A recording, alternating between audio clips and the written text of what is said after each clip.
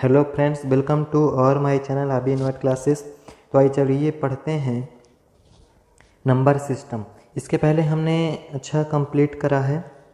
Number system के बारे में सिर्फ डिस्कशन किए थे, चर्चा किए थे। उसमें हमने पढ़ा था अंक क्या होता है, अंक कैसे बनता है, वो सारी संख्या कैसे बनती है, संख्या पद्धति किसे कहते हैं, गणित किसे कहते हैं, संख्याओं के प्रकार पढ़े थे, आकृतियाँ पढ़े थे।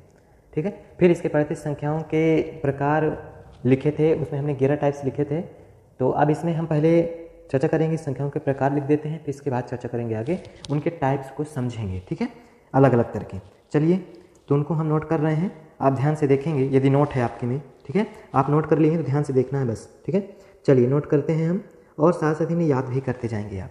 ठीक है, चलिए पहला आपका हमने अंक लिखा था, उसमें लिखे थे हम प्राकृतिक संख्याएं लिखे थे। ठीक है, हमने प्राकृतिक संख्याएं लिखा था पहले नंबर में। ठीक है, दूसरे नंबर में क्या लिखे थे हम, दूसरा नंबर आप जानेंगे, उसमें हम लिखे थे सम संख्याएं। सम संख्याएं, ठीक है, दूसरे नंबर पे लिखे थे। तीसरे नंबर में क्या लिखे थे, तीसरे नंबर पे लिखे थे हम विषम संख्याएं।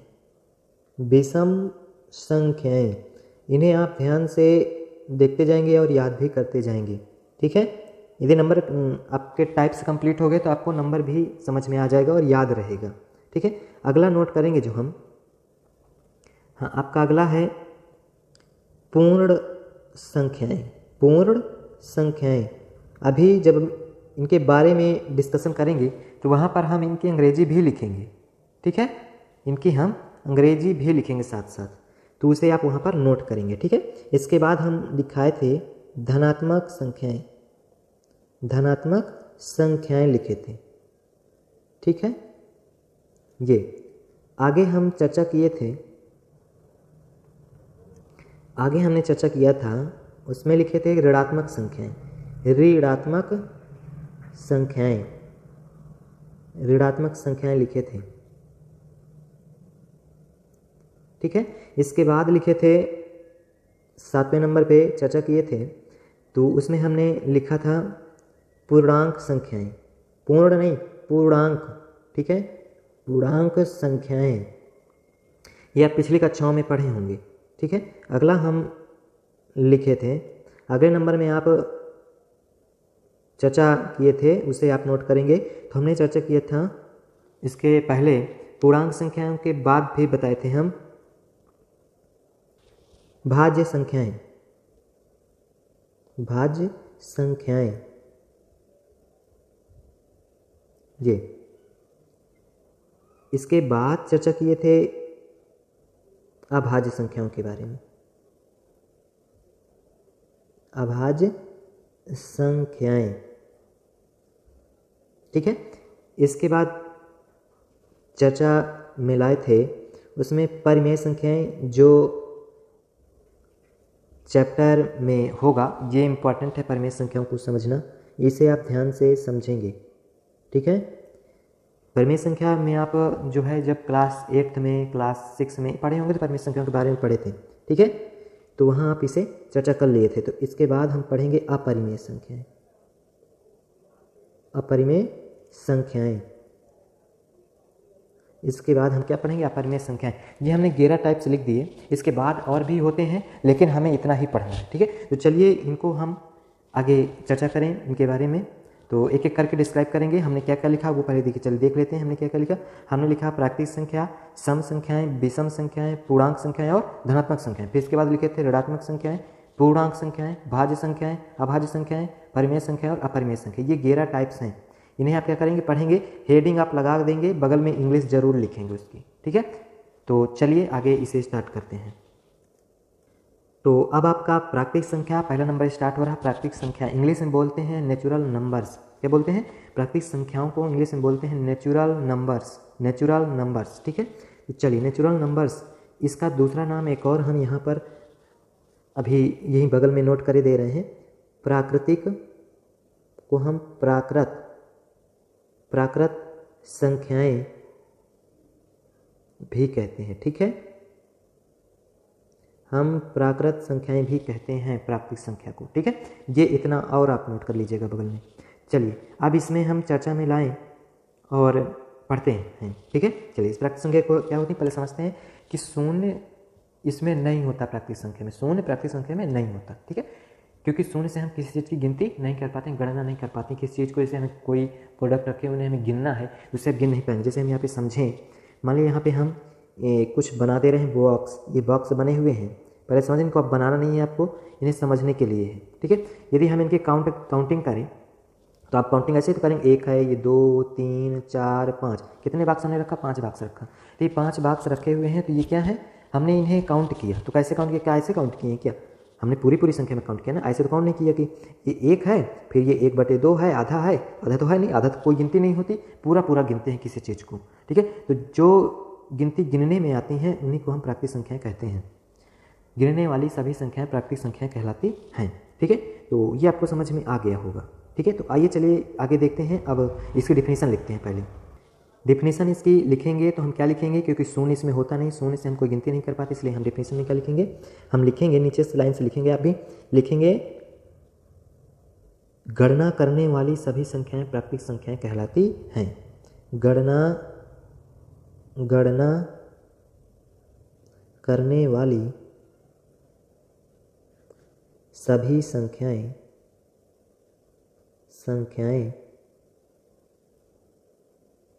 प्राकृतिक संख्याएं कहलाती हैं। एक मिनट, हाँ चलिए, प्राकृतिक संख्याएं कहलाती, दूसरे कलर से लिख देते हैं, प्राकृतिक संख्याएं कहलाती हैं, ठीक है। प्राकृतिक संख्याएं कहलाती हैं।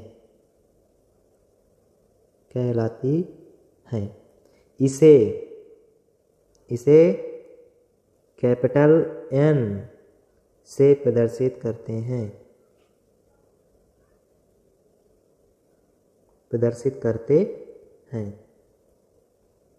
ठीक है। इतना आपको लिखना के लिए, गणना करने वाली सभी संख्याएं प्राकृतिक संख्याएं कहलाती हैं, इसे कैपिटल N से प्रदर्शित करते हैं, मतलब गिनती करने वाली सभी संख्या, किसी को गिनने वाली सभी संख्याएं प्राकृतिक संख्याएं कहलाती हैं, ठीक है। तो N से क्यों प्रदर्शित करते हैं, क्योंकि इसकी जो अंग्रेजी है कैपिटल N से शुरू होती है, इसलिए हम कैपिटल N से इसे प्रदर्शित करते हैं, व्यक्त करते हैं, ठीक है।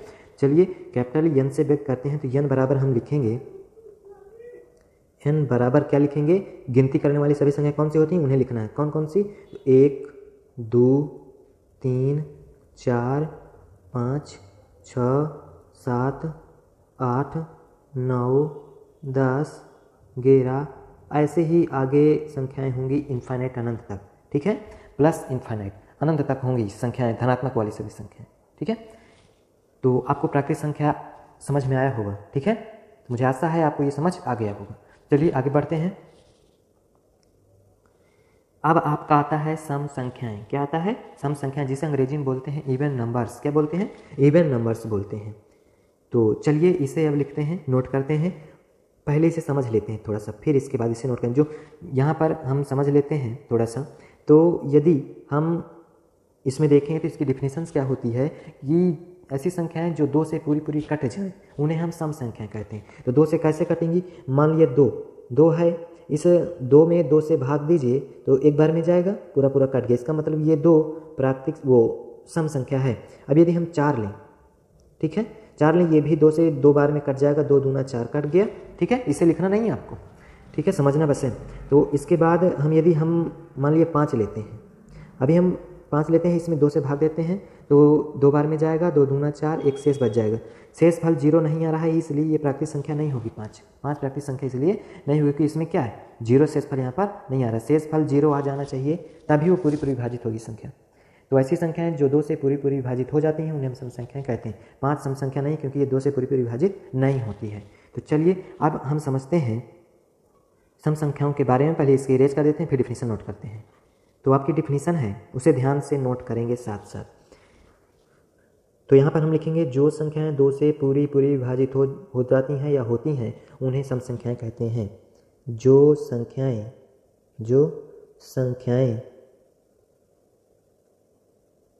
2 से, अलग कलर से आप भी नोट कर लीजिएगा इसको, 2 से पूरी विभाजित एक मिनट एक मिनट एक मिनट, पूरी पूरी 2 बार लिख देता, नहीं 2 आप समझेंगे कि, चलिए पूरी पूरी पूरी पूरी 2 से पूरी पूरी विभाजित, विभाजित का मतलब कटती हैं, ठीक है, पूरी पूरी विभाजित होती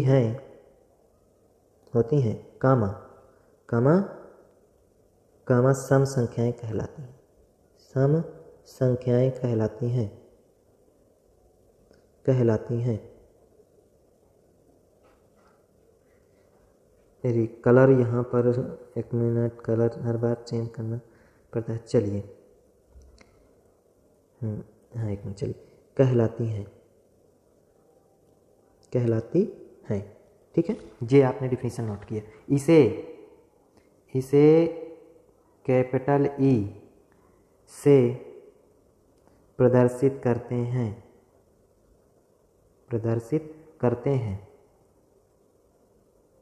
ठीक है, इसे कैपिटल ई से प्रदर्शित करते हैं। अब ई बराबर होता क्या है, उसे यहाँ पर आप लिखेंगे। ई से क्यों प्रदर्शित करते, बता दिए थे कि सब इंग्लिश के पहले अक्षर से प्रदर्शित करते हैं, ठीक है, इंग्लिश के पहले अक्षर से। ई बराबर आप लिखेंगे तो हम यहाँ पर अभी समझे हैं कि जो 2 से कट जाए तो 2 से कट जाता है, 3 2 से नहीं कटता, 4 2 से पूरा कट जाता है, 5 नहीं कटता, 6 कट जाता है 2 से पूरा, 6 2 से पूरा कट जाता है, 6 2 से पूरा कट जाता है, 7 नहीं कटता, 8 कट जाता है 2 से पूरा, 9 नहीं कटता, 10 कट जाता है, इसी बार 11 नहीं कटेगा, 12 कट जाएगा, इसी प्रकार एंड सो ऑन इनफाइनाइट, अनंत तक होंगी ऐसी संख्याएं, ठीक है। जो अनंत का चिन्ह होता है 8 को लिटा देते हैं तो अनंत का चिन्ह बन जाता है, ठीक है। तो आपको समझ आ गया होगा ये कि 2 से जो पूरी कट जाए उसे सम संख्याएं कहते हैं, ठीक है। चलिए अगली देखते हैं। यहाँ पर हम विषम संख्याएं देखते हैं जिनमें 2 से पूरा भाग ना जाए। अभी से पीछे देखे थे 5 में भाग दिए थे 2 से, तो शेष बच गया था, तो जिनमें भाग ना जाए पूरा मतलब शेष बच जाए तो वो विषम संख्याएं होती हैं। तो चलिए यहाँ पर से डिफिनीशन नोट करते हैं। तो जो संख्याएं 2 से पूरी जो संख्याएं 2 से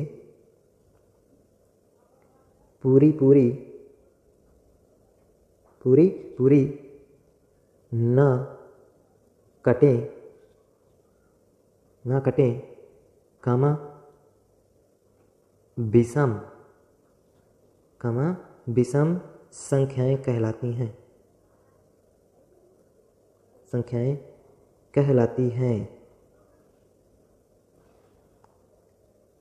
हैं। इसे किसे प्रदर्शित, अंग्रेजी के पहले अक्षर से, तो ओ, कैपिटल ओ, इसका अक्षर क्या पहला ओ है, ठीक है, तो ओ से प्रदर्शित करते हैं, इसे ओ से दर्शाते हैं, एक मिनट, ओ से लिखना है, ओ से दर्शाते हैं, ठीक है, ओ से दर्शाते हैं। तो इसमें आपने क्या जाना, 2 से पूरी तरह से संख्याएं कटेंगी नहीं, तो ऐसी संख्याएं क्या कहलाएंगी, विषम संख्या। जो 2 से पूरी ना कटे उसे विषम संख्याएं कहते हैं। तो ओ बराबर क्या लिखेंगे इसमें, बताइए ओ बराबर क्या लिखेंगे।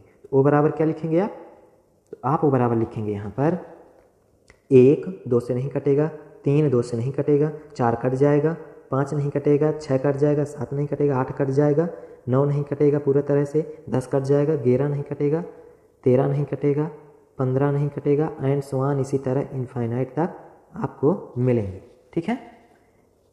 तो आपको ये समझ आ गया होगा ये भी। चलिए अगली संख्या में चलते हैं। अगली आपकी संख्या है पूर्ण संख्याएं, मतलब होल नंबर्स। कौन सी हैं, होल नंबर्स। तो पूर्ण संख्याएं, अभी आपने पीछे जो पढ़ा प्राकृतिक संख्याएं, तो उसमें शून्य नहीं था, मतलब शून्य से गिनती नहीं कर सकते। अब इस जब प्राकृतिक संख्या में शून्य को मिला देते हैं तो क्या बन जाता है, जैसे हम प्राकृतिक संख्या लिख दें, मान लीजिए 1 2 3 4 5 6, समझ आ रहे हैं, अभी लिखेंगे नहीं आप इनफाइनाइट। ये क्या है, आपकी पूरी प्राकृतिक संख्या है। अब इसमें यदि हम शून्य मिला देते हैं तो पूरा क्या बन जाता है, अब होल नंबर्स बन जाता है। क्या बनता है, होल नंबर्स। ये हैं पूर्ण संख्याएं। पूर्ण संख्याएं शून्य सहित होती हैं। 0 1 2 3 4 5 6 7 8 एंड सो ऑन इनफाइनाइट तक की सभी संख्याएं पूर्ण संख्याएं कहलाती हैं। इसे आप कैपिटल W से प्रदर्शित करोगे, कैपिटल W, ये इंग्लिश के पहले अक्षर से प्रदर्शित किया जाता है, ठीक है। चलिए अब इसकी डिफिनीशन नोट करते हैं। तो मतलब की डिफिनीशन क्या बनेगी इसकी, शून्य सहित सभी प्राकृतिक संख्याएं, शून्य सहित सभी प्राकृतिक संख्याएं पूर्ण संख्याएं कहलाती हैं। चलिए डिफिनेशन नोट करें। तो इसकी डिफिनेशन क्या आप नोट करोगे? शून्य सहित सभी प्राकृतिक संख्याएं पूर्ण संख्याएं कहलाती। चलिए नोट करते हैं। शून्य सहित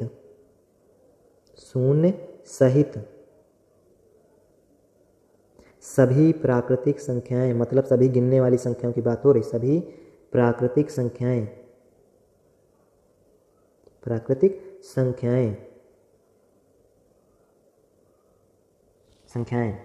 क्या कहलाती हैं? पूर्ण संख्याएं कहलाती हैं। नोट करेंगे, पूर्ण संख्याएं कहलाती हैं। इसे अंग्रेजी में होल नंबर कहते हैं या बोलते हैं। ठीक है, पूर्ण संख्याएं कहलाती हैं।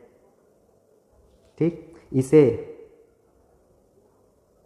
कैपिटल W से व्यक्त करते हैं। ठीक है, शून्य सहित सभी प्राकृतिक संख्याएं पूर्ण संख्याएं कहलाती हैं। इसे कैपिटल W से व्यक्त करते हैं। ठीक, तो क्या लिखेंगे? कैपिटल W बराबर, बताइए क्या लिखेंगे? कैपिटल W बराबर क्या लिखेंगे बताइए?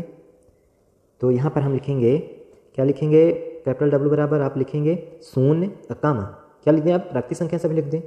2 3 4 5 6 7 8 9 एंड सो ऑन इनफाइनाइट तक की सभी संख्याएं पूर्ण संख्याएं कहलाती हैं।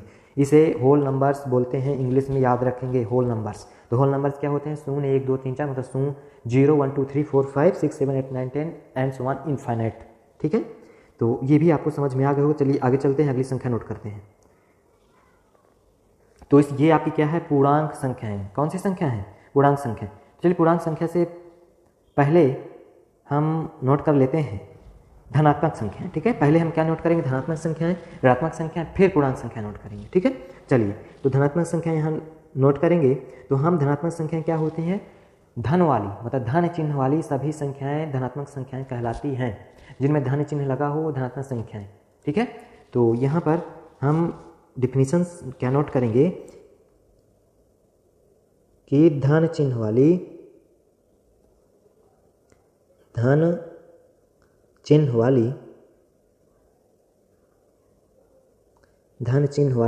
आप बगल में बना लीजिएगा ऐसे। ठीक है, ऐसे धन चिन्ह बना लीजिए, फिर आगे लिखें धन चिन्ह वाली सभी संख्याएं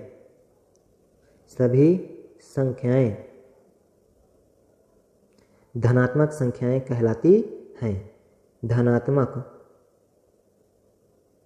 संख्याएं कहलाती हैं।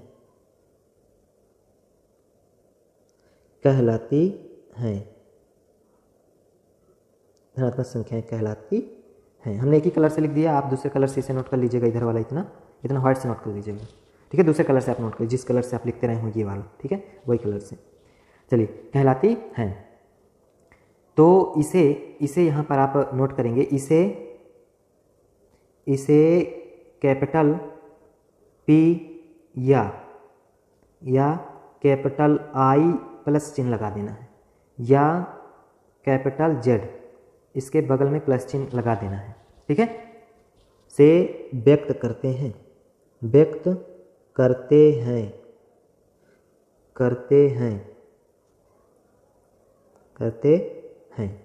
ठीक, कि आपने नोट कर लिया। तो अब धन चिन्ह वाले की बात हो रही है, तो धन चिन्ह मतलब P बराबर क्या आप लिखेंगे? P बराबर क्या लिखेंगे? प्लस का 1 हो, है ना। धन चिन्ह लगाओ चाहे ना लगाओ, इससे भी लिख सकते हैं। ठीक है, जिनमें चिन्ह नहीं लगा होता वो हमारी धनात्मक ही होती हैं। तो 2 3 बहुत बड़ी बड़ी संख्याएं, 12 है, 500 है। ठीक है, 1000। ठीक, 1/2 ये भी धनात्मक में आएगी। ठीक है, ये भी धनात्मक में आएगी।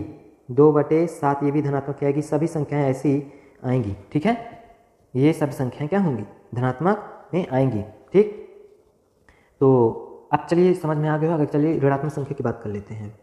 ऋणात्मक संख्याएं को निगेटिव नंबर बोलते हैं। क्या बोलते हैं? निगेटिव नंबर बोलते हैं।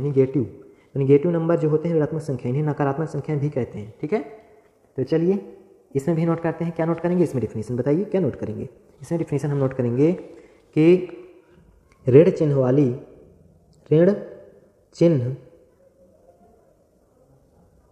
चिन्ह, ऋण चिन्ह बना लेंगे बगल में ऐसे करके, ऋण चिन्ह वाली सभी संख्याएं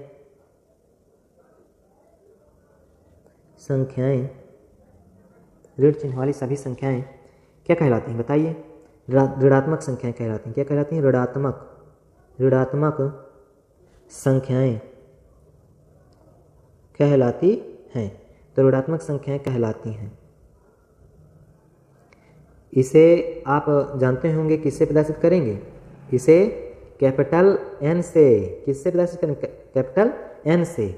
ठीक है, कैपिटल एन और यहाँ लगा देंगे माइनस। ठीक है, चिन्ह भी लगा देंगे माइनस का, क्योंकि एन से आप उसमें नेचुरल नंबर प्रदर्शित करते हैं, तो इसमें माइनस चिन्ह लगा देना है, इतना ध्यान देना। कैपिटल एन से या आई माइनस से। ठीक है, या बताइए जेड माइनस से। ठीक है, प्रदर्शित करते हैं या व्यक्त करते हैं,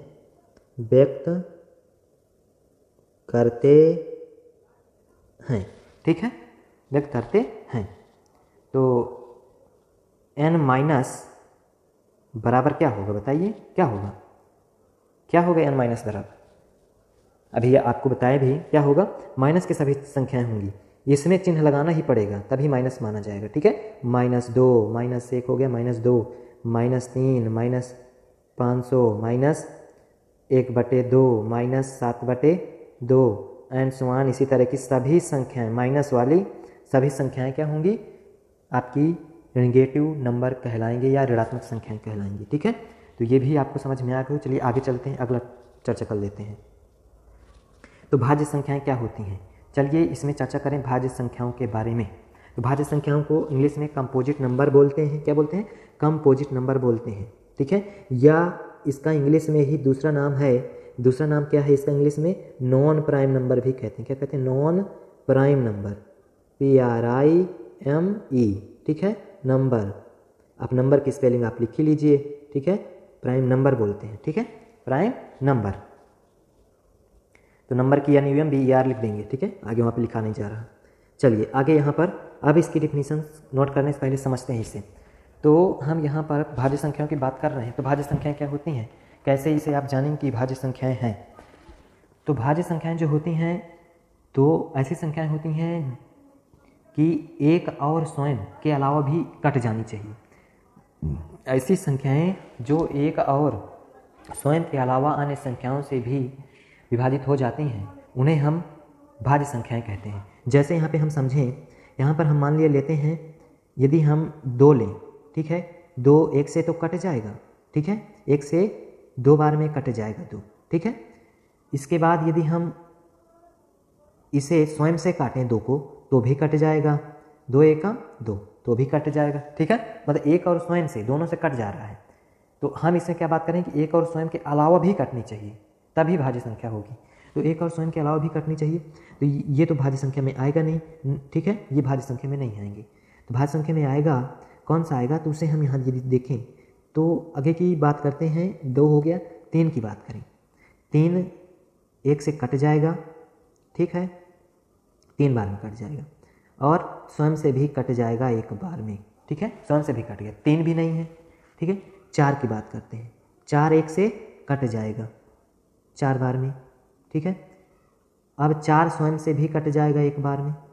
ठीक है, ये तो कट गया, लेकिन 2 से भी कटता है 4। आप देखे होंगे 2 के टेबल में होता है, 2 से भी कट जाता है। 2 दूना 4, देखिए 2 से भी कट गया ना, तो एक और स्वयं के अलावा भी कट गया ना। 4 क्या है? भाज्य संख्या है। तो सबसे छोटी भाज्य संख्या 4 है, 4 से स्टार्ट होता है इसमें। ठीक है, तो जो मतलब 1 2 स्वयं और 1 के अलावा भी कटे अन्य संख्याओं से, वो कितनी भी संख्याओं से भी आगे कटे तो भाज्य संख्या में आएगी। तो चलिए नोट करते हैं भाज्य संख्या की डिफिनीशन क्या है, उसे नोट करते हैं। तो डिफिनीशन में हम क्या नोट करेंगे इसमें बताइए? ये नोट करेंगे कि ऐसी संख्याएं जो एक और स्वयं के अलावा अन्य संख्याओं से भी विभाजित हों, उन्हें हम भाज्य संख्याएं कहते हैं। यहाँ लिखेंगे, तो यहाँ डिफिनीशन लिखेंगे, जो संख्याएं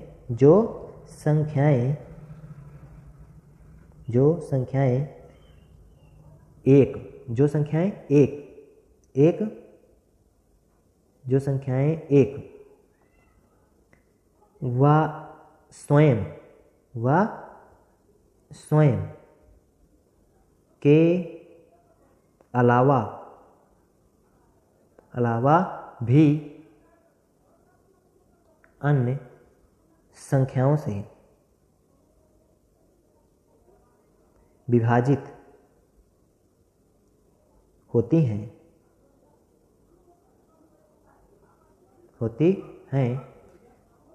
कामा क्या कहलाती हैं? भाज्य संख्याएं कहलाती हैं। भाज्य संख्याएं कहलाती हैं। ठीक है, भाज्य संख्याएं कहलाती हैं। तो हम इसे प्रदर्शित किससे करेंगे? ये यहाँ पर, तो इसे प्रदर्शित करते हैं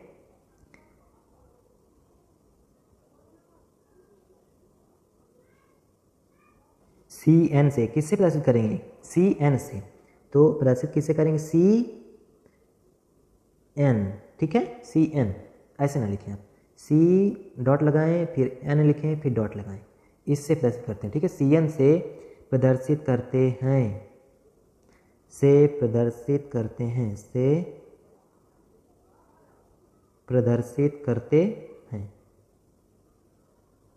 ठीक है, प्रदर्शित करते हैं। तो Cn से प्रदर्शित करते हैं, तो Cn बराबर क्या लिखेंगे बताइए? Cn बराबर आप लिखेंगे, Cn बराबर क्या लिखेंगे? Cn बराबर हम लिखेंगे 4, क्योंकि सबसे छोटी है भाज्य संख्या 4।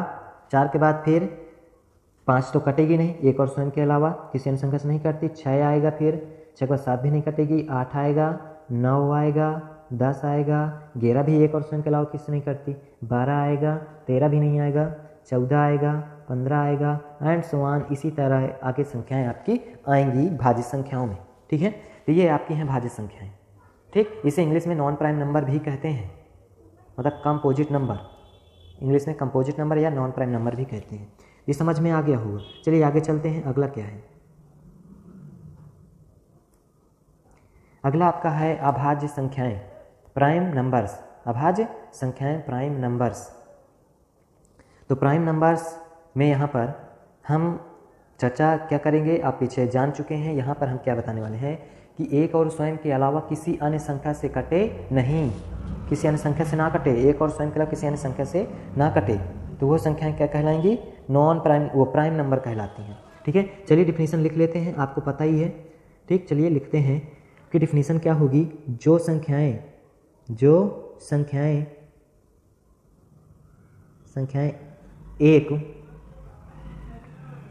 एक व स्वयं के अलावा अन्य संख्याओं से ना कटें, कामा क्या कहलाती हैं? कामा अभाज्य संख्याएं कहलाती हैं। अभाज्य संख्याएं कहलाती हैं। इसे Pn से, Pn, ठीक है, से व्यक्त करते हैं। ठीक है, तो Pn बराबर क्या हो जाएगा बताइए? Pn बराबर आप क्या लिखेंगे बताइए? Pn बराबर क्या होगा?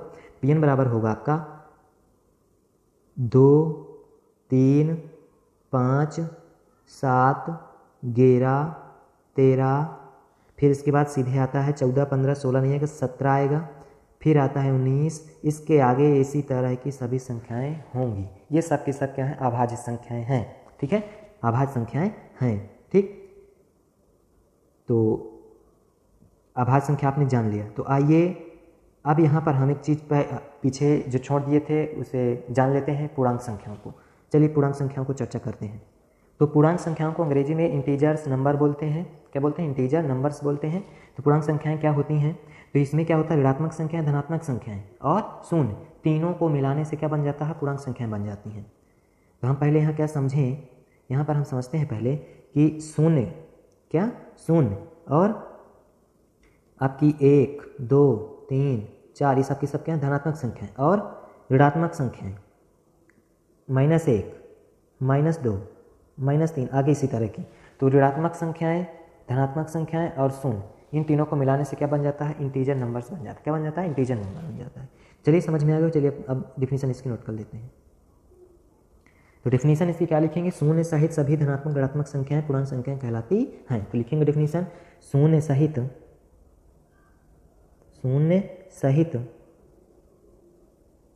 सभी धनात्मक और ऋणात्मक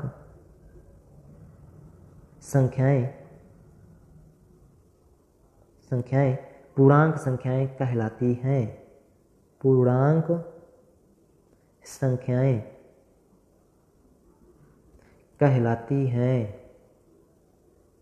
कहलाती हैं। इसे किससे प्रदर्शित करेंगे बताइए? इसे आई से प्रदर्शित करते हैं, आई से, या जेड से प्रदर्शित करते हैं। ठीक है, व्यक्त करते हैं, से व्यक्त करते हैं, से यहाँ जरूर लिख देंगे, से करते हैं। ठीक है, तो आई बराबर क्या लिखेंगे बताइए? आई बराबर आप क्या लिखेंगे? आई बराबर कौन सी संख्याएं होंगी? तो आई बराबर लिखेंगे। तो आई बराबर हम क्या लिखेंगे? 0, 1, 2, 3, 4, 5, 6 एंड सो ऑन इनफाइनाइट। इधर में -1, -2, ठीक है, -3, -4 एंड सो ऑन इनफाइनाइट इधर भी। ठीक है, ऐसे। तो ये आपकी क्या है? सभी की सभी पूर्णांक संख्याएं हैं। ठीक है, अब एक चीज़ यहाँ पर हम लिख देते हैं। अब यहाँ पर हम नोट करते हैं। यहाँ पर आप नोट करेंगे, नोट डाल के ऐसे हेडिंग डाल देंगे, नोट। ठीक है, नोट में एक नंबर आप लिखेंगे, उसमें आप लिखेंगे 0 ना तो ऋणात्मक होता है, ना तो ऋणात्मक होता है और ना ही धनात्मक होता है। ठीक, दूसरे नंबर पॉइंट पे आप लिखेंगे, दूसरे नंबर में आप नोट करेंगे, दूसरे नंबर में लिखेंगे 0 धनात्मक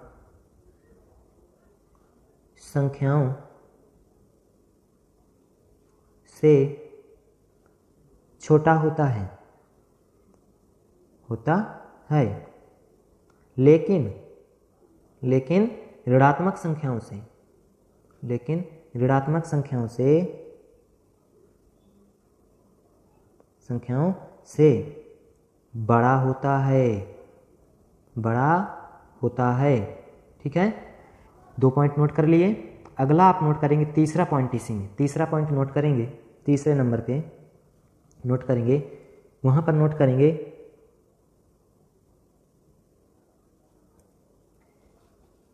यहाँ पर एक ना तो भाज्य है और ना ही अभाज्य है। मतलब ना भाज्य संख्या है एक, ना तो अभाज्य संख्या है। ठीक है, ना अभाज्य है। ठीक, ये पॉइंट आपने नोट किया। इतना तो पॉइंट आपको नोट कर लेना है। आगे आपको चलिए परिमेय संख्या पढ़ते हैं। अब परिमेय संख्याएं रेशनल नंबर्स। परिमेय संख्याएं क्या होती हैं? Rational numbers. जो कक्षा 8 में चैप्टर है परिमेय संख्या का, वहाँ आपने पढ़ा होगा। तो चलिए यहाँ पर परिमेय संख्याएं पहले समझ लेते हैं, फिर इसके बाद चर्चा करेंगे। तो परिमेय संख्याएं क्या होती हैं? यहाँ पर हम जो संख्याएं P/Q के रूप में लिखी हूँ, और ये जो Q है, ये क्या 0 ना हो, मतलब Q 0 के बराबर ना हो, तो ऐसी संख्या क्या होंगी? परिमेय संख्या कहलाएंगी। P आपका क्या है? अंश है। यह क्या है? हर है। ठीक है, तो अंश बटे हर में जो है, हर को शून्य नहीं होना चाहिए। यदि शून्य हो गया तो परिमेय संख्या फिर नहीं होगी, ठीक है, शून्य नहीं होना चाहिए इसको। तो चलिए डिफिनीशन क्या लिखेंगे इसकी बताइए? डिफिनीशन हम लिखेंगे शून्य, मतलब डिफिनीशन क्या लिखेंगे? P जो ऐसी संख्या है जो P/Q के रूप में व्यक्त की जा सकती है, मतलब ऐसी संख्याएं जिन्हें पी अपान क्यू के रूप में लिखा जा सकता है वो परिमेय संख्याएं कहलाती हैं, जहां Q does not is equal 0 हो। चलिए डिफिनेशन लिखते हैं। जिन संख्याओं को, डिफिनेशन में आप नोट करेंगे, जिन संख्याओं को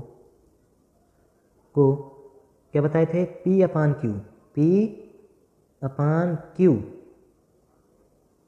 कामा डज नॉट इज इक्वल 0, 0 नहीं होना चाहिए क्यू, ठीक है, Q P upon Q does not equal 0 के रूप में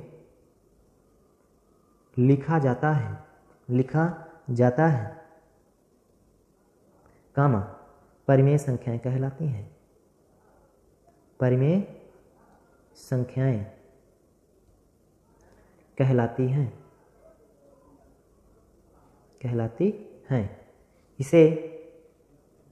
इसे कैपिटल क्यू से प्रदर्शित करते हैं,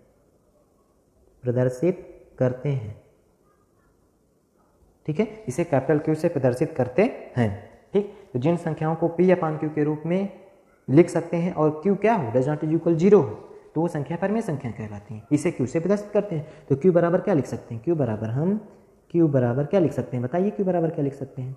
क्यू बराबर हम लिख सकते हैं जैसे 1/2 पी अपान क्यू के रूप में है, 3/2 पी अपान क्यू के रूप में है, मतलब बटे वाली संख्या है, 4/3 पी अपान क्यू के रूप में, 2/7, 7/3, ये सब क्या है, पी अपान क्यू के रूप में है, ठीक है। तो ऐसी संख्याएं सभी क्या होंगी, परिमेय संख्याएं होंगी, ठीक है, इसे आपने ध्यान से समझा होगा। तो आइए चलिए पढ़ते हैं अपरिमेय संख्याओं के बारे में। तो अपरिमेय संख्याएं क्या होती हैं, जिन्हें पी अपान क्यू के रूप में नहीं लिखा जा सकता है, उन्हें अपरिमेय संख्याएं का डिफिनेशन में लिखेंगे। जिन संख्याओं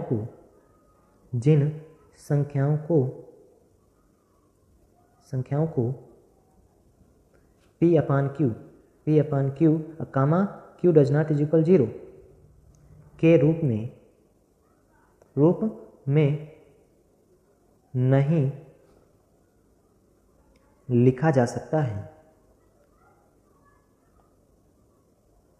कामा अपरिमेय संख्याएं कहलाती हैं, अपरिमेय संख्याएं कहलाती हैं।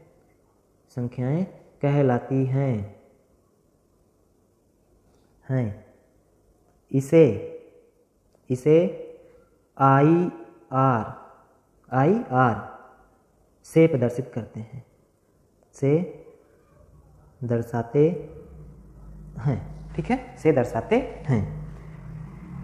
तो आई आर बराबर मतलब क्यों, इरेशनल नंबर है, इसकी मीनिंग इसलिए आई आर से प्रदर्शित करते हैं इसको। तो आई आर बराबर हम लिखेंगे यहाँ पर, आई आर बराबर क्या होता है, आई आर बराबर क्या लिखेंगे, अब बताइए क्या लिखेंगे। तो आई आर बराबर हमने इसमें जो पी अपान क्यू जैसे √2, √3, ठीक है, √5, इस तरह की जो संख्याएं होंगी उन्हें हम पी अपान क्यू के रूप में नहीं लिख सकते। रूट वाली सभी संख्याएं, रूट में जो संख्याएं होंगी इस तरह की जिनका पूर्ण रूट ना निकले, वो सब की सब क्या होंगी, अपरिमेय संख्याएं होंगी, ठीक है। चलिए हमने परिमेय संख्या भी पढ़ लिया, ठीक है, तो इसे आपने ध्यान से पढ़ा होगा। चलिए ये वीडियो को यहीं पेंड करते हैं, ठीक, तो आप ध्यान से इसे लिख लेंगे, पूरा नोट कर लीजिएगा, ठीक है, और इसे समझ भी लेंगे ध्यान से। चलिए इस वीडियो को यहीं पेंड करते हैं, आप अपना ख्याल रखेंगे, ठीक है। तो जय हिंद, जय